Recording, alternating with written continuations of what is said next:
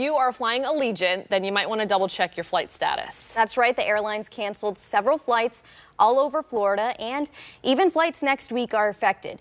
Tonight, the airline tells us why, and we investigate how often Allegiant alters flights at your airport compared to other airlines. Allegiant says it's getting an all-new Airbus fleet.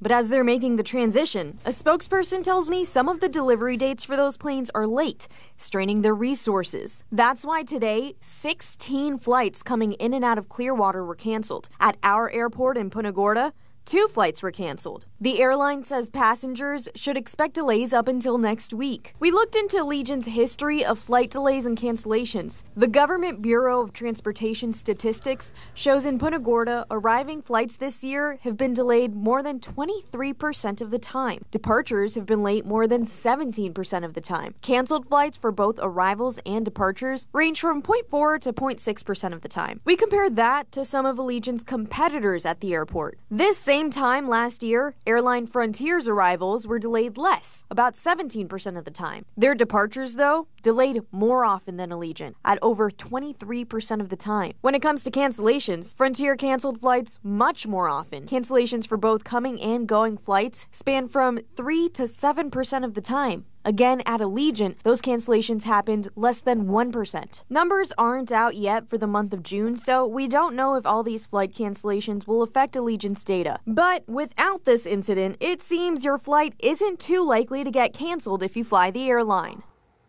And Allegiant says it will refund or reaccommodate passengers whose flights were canceled. They also say you might have longer security lines while they sort this out. We'll have a full list of cancellations on our website, fox4now.com.